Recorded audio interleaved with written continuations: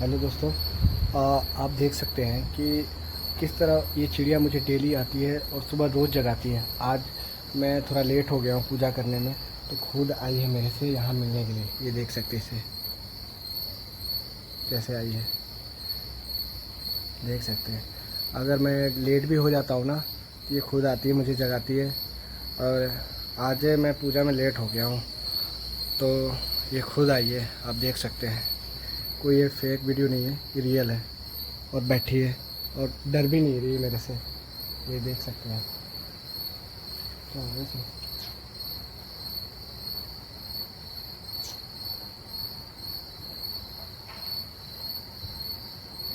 ये है दोस्तों प्राकृतिक, इनसे हमें प्रेम करना चाहिए, पर कुछ इन्हें मारते हैं।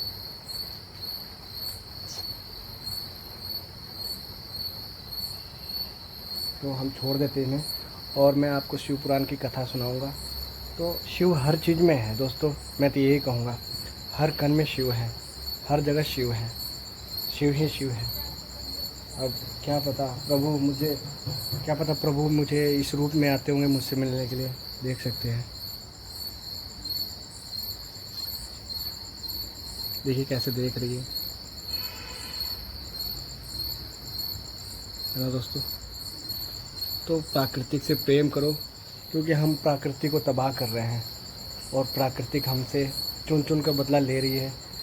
आपको पता ही है किस तरह ले रही है, कहीं तूफ़ान, कहीं बाढ़, कहीं पूरा हर चीज़ ही समा ले रही है अपने अंदर। तो आप ये देख सकते हैं इसे। तो चलिए मैं इसे छोड़ देता हूँ, इसे डिस्टर्ब नहीं हर करूँगा। हर महादेव। आप सभी को आशा है आप लोग अच्छे होंगे। मैं शिव पुराण की कथा आप सुनाऊंगा। इससे पहले मैंने आप एक श्रुति लिखी शिव के लिए, तो आपको सुनाना चाहता हूँ। शिव केवल एक देवता ही नहीं, वे स्वयं ही अनंत हैं। वे आरंभ भी हैं और वे अंत भी है। वह वास्तविकता में किसी सीमा में बंधे नहीं है। कहा जाता है जब सृष्टि नहीं थी, न समय था, न दिशाएं, न जीवन था, तब केवल शिव थे। मौन धम्यांग शून्य और परमपूर्ण शिव का स्वरूप हमें यह सिखाता है कि विनाश भी एक नई सृष्टि और शुरुआत है। तब भी जीवन का आधार है और प्रेम भी जीवन की शक्ति है। गंगा जिनके जटाओं से बहकर सब भी जीवन देती है, और उनका तृतीय तीसरे नेत्र हमें चेतना देता है कि अहंकार और धर्म का अंत निश्चित है। शिव यह नहीं कहते कि उन्हें केवल पूजना है, वे हमें यह सिखाते हैं कि जीवन को जागरूकता होकर जीना है। ध्यान, भक्ति, त्याग और करुणा ही शिव तत्व है। महादेव हमें यह संदेश देते हैं कि अपने भीतर के अहंकार को समाप्त करो, और तभी तुम मेरे जैसे निर्बल और उज्जवल बन पाओगे। श्री सोनक जी कहते हैं कि महाभाग सूत जी, आप धन्य है, परम तत्वों को ज्ञात है। आप कृपा करके हम लोग को यह बड़ा अद्भुत एवं दिव्य कथा सुनाइए। भूतल पर इस कथाओं के सम्मान, कल्याण, सर्वश्रेष्ठ साधना दूसरा कोई नहीं है। यह बात हमने आज आपकी कृपा से निश्चित पूर्वक समझ ली। सूत जी, कलयुग में इस कथा के द्वारा कौन कौन से पापी शुद्ध हो जाते हैं, उन्हें कृपा पूर्वक बताइए और इस जगत को कृतक कीजिए। सूत जी बोले, मुनि, जो मनुष्य पापी, दुराचारी, कल तथा काम, क्रोध आदि में निरंतर डूबा रहने वाले हैं, वे भी इस पुराण के श्रवण पाठ से अवश्य ही शुद्ध हो जाते हैं। इसी विषय में जानकर मुनि इस प्राचीन इतिहास का उदाहरण किया करते हैं, जिसके श्रवण मात्र से पाप सब पुण्यता नाश हो जाता है। पहले की बात है, कहीं किरतात के नगर में एक ब्राह्मण रहता था, जो ज्ञान में अत्यंत दुर्लभ, दरिद्र, रस बेचने वाला तथा वैदिक धर्म से बेमुख था। वह स्नान, संध्या के आदि कर्मों में भ्रष्ट हो गया था। वह और वैदित्य तत्पर रहता था। उसका नाम था देवराज। वह अपने ऊपर विनाश करने वाले लोगों को ठगा करता था। उसके ब्राह्मण, क्षत्रिय, वैश्य, शूद्र तथा दूसरों को भी अपने बहानों से मारकर उनकी धन हड़प लिया करता था। परंतु उस पापी थोड़ा सा भी धन की कमी धर्म के काम से नहीं लगाता था। वह वेश्यागमी तथा सब प्रकार के आचरण भ्रष्ट था। एक दिन घूमता घामता वह देव योग्य से प्रतिष्ठा अनुसार सूची प्रयाग में जा पहुंचा। वहां उसके एक विशाल शिवालय देखा, जहां बहुत से साधु महात्मा एकत्र हुए थे। देवराज शिवालय में ठहर गए, किंतु वहां उस ब्राह्मण को ज्वर आ गया। उस ज्वर से उसको बड़ी पीड़ा होने लगी। वहां एक ब्राह्मण देवता शिवपुरी की कथा सुना रहे थे। ज्वर के पड़ा हुआ देवराज ब्राह्मण के मुख वरिंदित से निकली हुई उस शिव कथा को निरंतर सुनता रहा। एक माह के बाद उस ज्वर से अत्यंत पीड़ित होकर चल बसा। यमराज दूत आए और उसे पशु के बांधकर बलपूर्वक यमपुरी ले गए। इतने में ही शिवलोक से भगवान शिव के पार्थक गण आ गए। उनके गौरव अंग कर्पूर के समान उज्जवल थे। हाथ में त्रिशूल शोभित हो रहे थे। उन्हें संपूर्ण अंग में भस्म आदित्य थे और रुद्र की मालाएं उनके शरीर की शोभा बढ़ा रही थी। वे सब के सब क्रोध पूर्वक यमपुरी गए और यमराज के दूसरों दूतों को मार पीट कर और भरमबार कर धमका कर उन्हें देवराज को उनके चंगुल से छुड़ा लिया और अत्यंत अद्भुत विमान पर बैठाकर जब वो शिवदूत कैलाश जाने को उद्युक्त हुए, उस समय यमपुरी में बड़ा भारी कोलाहल मच गया। उस कोलाहल को सुनकर धर्मराज अपने भावना से बाहर आए। साक्षात दूसरे रुद्र के समान प्रति होने उन चरणों के दूत को देखकर धर्म उनका विधि पूर्वक पूजन किया और ज्ञान दृष्टि से देखकर सारा वृत्तांत जान लिया। उन्होंने भय के कारण भगवान शिव के उन आत्मा दूतों को कई बात नहीं पूछी, उल्टे उनकी सबकी पूजा एवं प्रार्थना की। तस्यपात वे शिवदूत कैलाश को चले गए। वहां पहुंचकर उन्होंने उस ब्राह्मण को दयासागर संबित शिव के हाथों में दे दिया। शौनक जी ने कहा, महाभाग सूत जी, आप सर्वज्ञ हैं। महात्मा, आपके कृत प्रसाद से मैं बारंबार कृतज्ञ हूँ। इस इतिहास को सुनकर मेरा मन ही अत्यंत आनंदमय निगम हो रहा है। अतः आप भगवान शिव में प्रेम बढ़ाने वाली शिव वंदना दूसरों कथाओं को भी कहिए। सूत जी बोले, शौनक सुनो, मैं तुम्हारे सामने गोपनीय कथा का वस्तु भी वर्णन करूंगा, क्योंकि तुम शिव भक्त में अनुग्रहण्य तथा देवताओं से सर्वश्रेष्ठ समुद्र के निकट प्रवेश में एक वतित नाम का ग्राम है, जहाँ वैदिक धर्म से विमुख महापापी दृश्य निवास करते हैं। वे सब के सब बड़े ही दुष्ट हैं। उनके मन में दुष्ट विषय भोग ही लगा रहता है। वे ना तो देवताओं पर विश्वास करते हैं, ना भाग्य पर। वे सब के सब कूटलीट वृद्धि वाले हैं। किसानी करते और भक्ति घात के अस्त्र शस्त्र रखते हैं। वे व्यभिचारी और खल हैं। ज्ञान वैराग्य तथा समर्थ का सेवन मनुष्य के लिए परम पुस्तक है। इस बात को विलुप्त नहीं जानते हैं। वे सभी पशु विद्या वाले हैं। जहाँ के द्विजित ऐसे हो, वहाँ अन्य वर्णों का विषय क्या कहा जाए।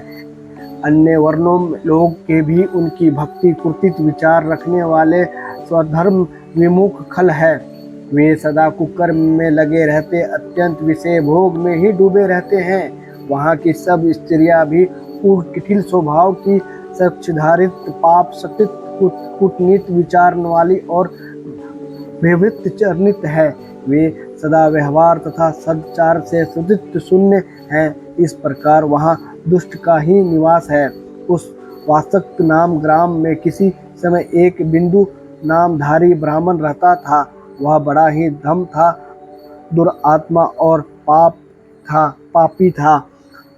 यदि उसकी स्त्री बड़ी सुंदर थी तो वह कुकर्म पर ही चला था। उसकी पत्नी का नाम चंचुला था। वह सदा उत्तम धर्म के पालन में लगी रहती थी, तो भी उसे छोड़कर वह दुष्ट ब्राह्मण देवरसित हो गया था। इस तरह कुकर्म में लगे हुए उस बिंदु के बहुत से व्यतीत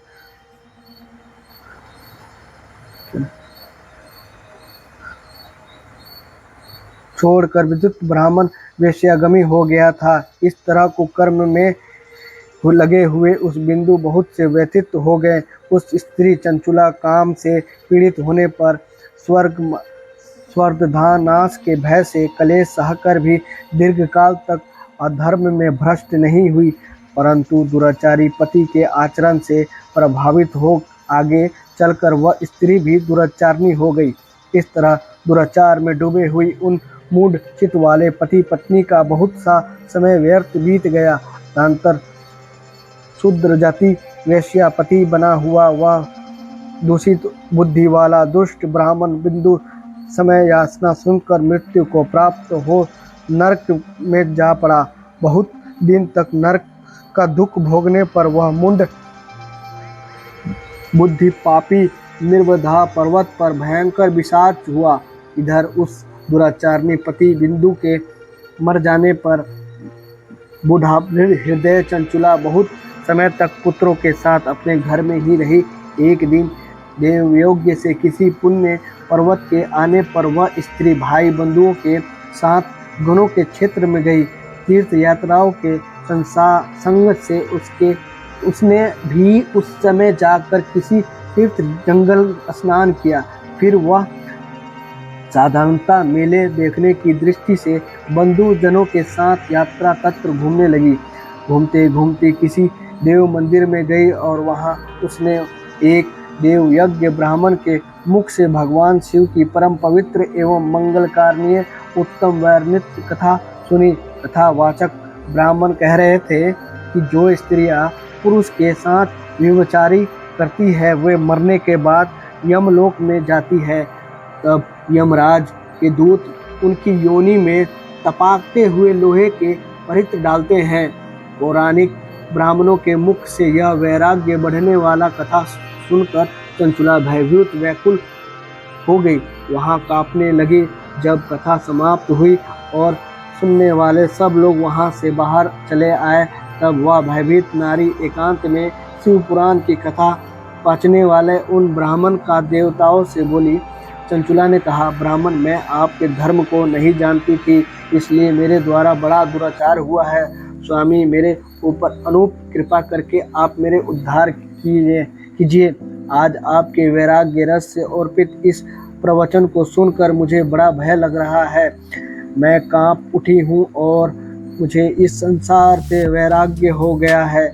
मुझे मुंड चित्त वाले पापनी को धिक्कार है। मैं सर्वथा निंदा के योग्य हूँ, कुटिल विषय में फंसी हुई हूँ और अपने धर्म से बेमुख हो गई हूँ। हाय, ना जाने किस किस घोर कष्ट का दुर्गति मुझे भोगना पड़ेगा और वहाँ कौन से बुद्धिमान पुरुष को कर्म में बन लगाने वाले मुझे पापनी का साथ देगा। मृत्यु काल में उस भयंकर यमदूत को मैं कैसे देखूंगी, जब वे बलपूर्वक मेरे गले में फंदे डालकर मुझे बांध कर तब मुझे कैसे धरती पर धरांता कर सकूंगी। नरक में जब मेरे शरीर के टुकड़े टुकड़े किए जाएंगे, उस समय विशेष दुख देने वाली उस महायातना को मैं वहाँ कैसे सहूंगी। हाय, मैं मर गई हूँ, मैं जल गई, मेरे हृदय विदित हो गया और मैं सब प्रकार से नष्ट हो गई, क्योंकि मेरे हर तपस्या को पाप में ही डूबी रही। ब्राह्मण, आप मेरे ही गुरु, आप ही माता और आप ही पिता हैं। आप शरीर के आइए, अपने शरण में आई हूँ, मुझे दीन अबला पर आप ही उद्धार कीजिए।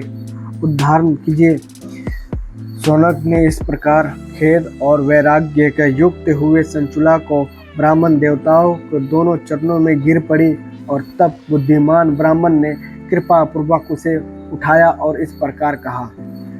हेलो दोस्तों, अब ये दूसरा पार्ट यहीं समाप्त होता है। अब अगले दिन तीसरा पार्ट मैं आपको पढ़ के सुनाऊंगा। हर हर महादेव।